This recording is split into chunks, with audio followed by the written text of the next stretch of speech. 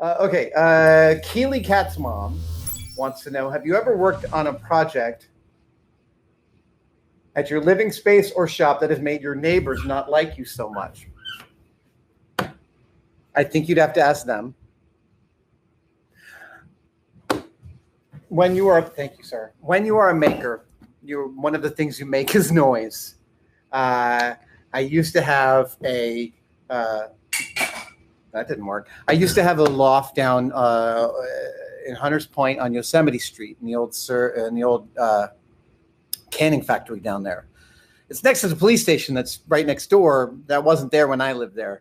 It was a great place. I loved that place. Anyway, you asked about my neighbors. Yeah, I had a neighbor. She moved in next door. Her name was Young, and Young moved next door, and she said, "What's it like here?" And I said, "It's going to be noisy. I work every night. I work all day long, and I work all night long." And I was like grinding. And I remember her pounding on the wall one night late at night, like she couldn't sleep. And I was like, "I was totally honest with you. You moved into an artist loft space. Everyone here works all night long."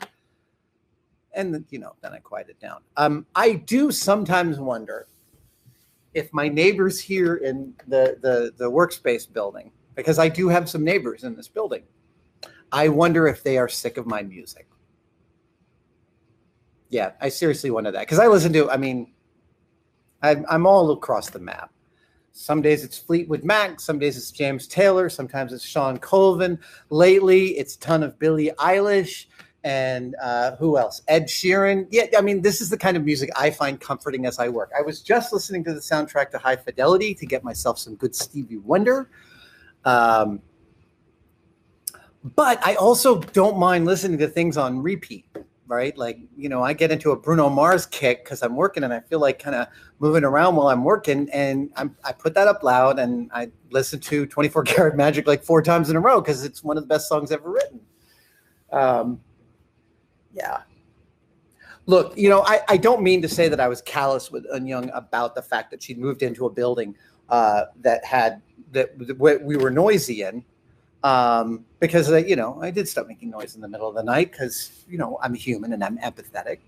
But also, like, one of the reasons I moved into that building was because I wanted to make noise all day long.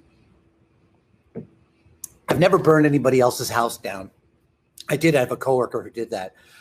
They literally did some. I can't remember which kind of oil that if you have the oily rags, it's like a furniture finishing oil. And if you leave the rags together, they spontaneously combust. Yeah, and he burned down a neighbor's garage that way. That is, yeah, I'm glad I don't have one of those in my past.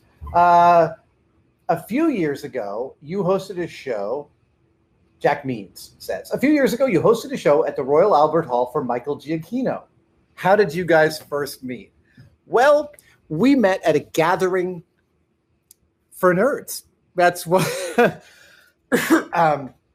Bill Prady was one of the creator and showrunner, Big Bang Theory for the first several seasons. I can't remember how many years Big Bang Theory went, but for roughly, I think 2/3 of its run, Bill Prady was the showrunner. Then Steve Malero was, both good friends of mine. And Bill has, before the lockdown, would have regular gatherings of remarkable nerds. And they were delightful, amazing gatherings. I saw lots of old friends there because we have a lot of the same friends. And I met lots of new friends there. And at one of the more recent ones I went to, which is now like 2.5 years ago, I was in the bar and I heard someone say my name and then turn around. It was Michael Giacchino. And he was a huge fan. And we started talking. And the thing about Giacchino is he's ludicrously talented, obviously, and ridiculously, annoyingly productive, obviously. He's also one of the nicest human beings alive. Seriously. He's one of my favorite people. And, sometimes you meet people and you're like, oh, I wonder how this is going to go. I wonder if we're going to be friends. I met him and we both knew almost immediately, like, yeah, this is real. We're going to be friends for a long time. And we talk frequently. I love that guy. So that's how we met. Actually, it's more than 2.5 years ago. It's probably more like 4 years ago. Time is moving much quicker for me now. I don't know why. Billy Pilgrim. I'm unstuck in time, and it's just whizzing past. But yeah, I think I've honestly couldn't tell you how many years it's been now. That Royal Albert Hall thing, by the way,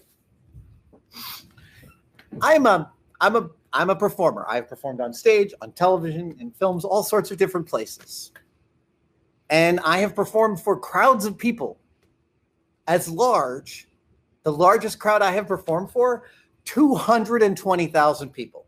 Yep, at the mall in DC at the rally to restore sanity and or fear. And Jamie and I were the opening act for that. I remember a few months before that rally, I got a text. A text? Yeah, I got a text from Stephen Colbert. I didn't know he had my number. He texts me and he says, hey, I'm a fan. Jon Stewart and I want you and Jamie to be the opening act at this thing. And I got this text and I turned and I showed it to my wife. My wife's like, really? And I'm like, yeah, wow. So I start to respond. She's like, you're just going to respond like he's a person? Yep, I responded. And we went and did that. 200,000+ people on the mall, a mile of people from the stage I stood on, a mile of people into the distance.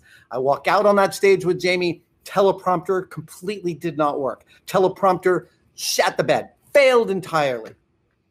But because I had written what we were going to do and Jamie and I had rehearsed it, we're pros and we got it done. We hit all the marks and we managed to get it across the line.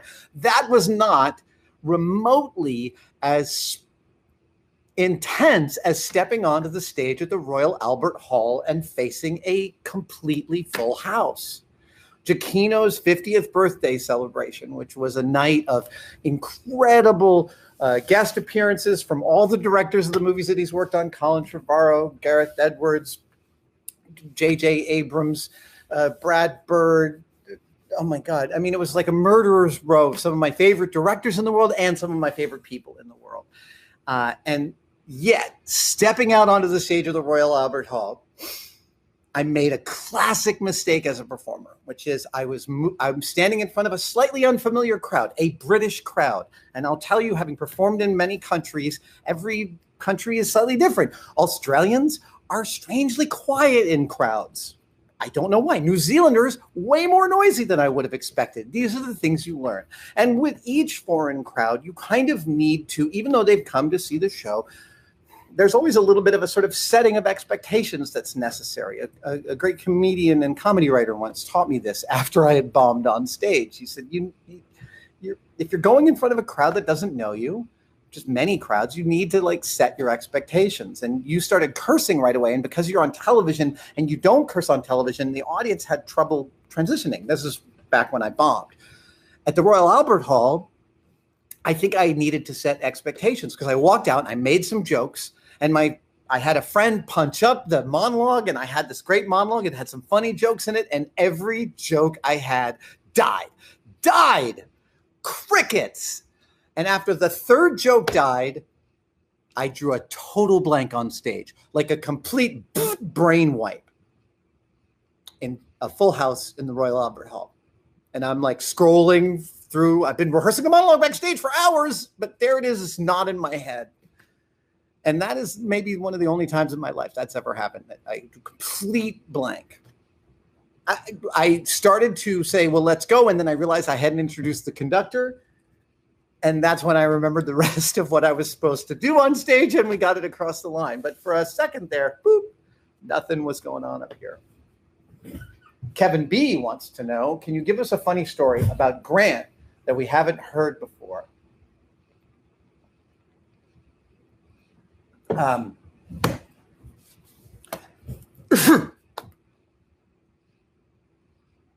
Grant was hilarious. Grant, I mean, you know this, Grant was funny, but interpersonally, he was hilarious.